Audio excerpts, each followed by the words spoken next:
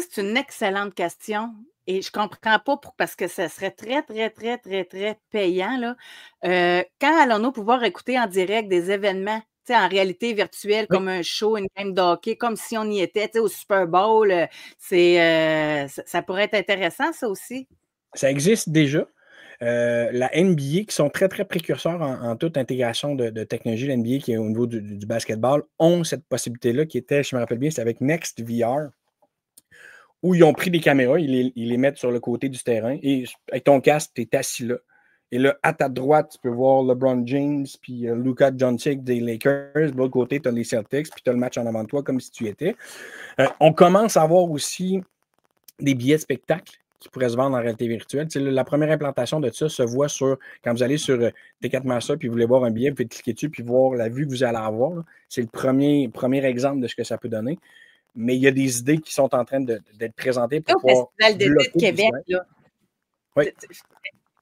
moi, faire la file, puis attendre 2 heures avant le show, ça me tente pas. Oui.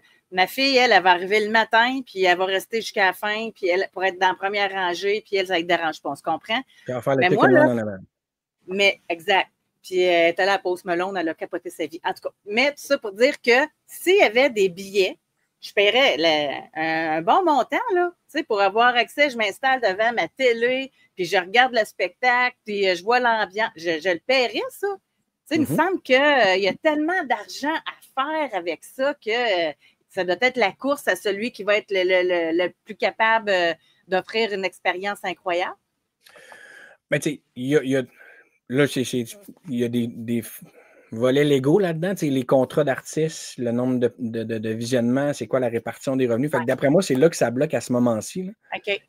sur, tu sais, parce que souvent les artistes vont être payés sur le nombre de billets puis sur les Oui, coûts de oui, production, oui. tout le kit. Donc là, si tu ajoutes la diffusion, exemple, Metallica fait son dernier show à vie à Adelaide en Australie. C'est sûr que je ne peux pas être là, mais je peux m'acheter un billet de réalité virtuelle, que j'ai mon casque, je suis chez nous, puis je suis là, puis je suis comme si j'étais sur place, puis je vis le show, c'est sûr que je l'achète. Mais la bande passante, les frais, tu sais, il y a tout le volet opérationnalisation puis logistique derrière cette idée-là qui existe, qui probablement en ce moment doit être un frein sur certains contrats avec des artistes. Parce que ce pas tous les artistes non plus qui veulent rendre un spectacle accessible à tous. Est-ce que c'est plus intime, pas intime? Il y a une vision artistique encore qui probablement vient nuire à un déploiement pleinement technologique, à mon avis, à moi. OK.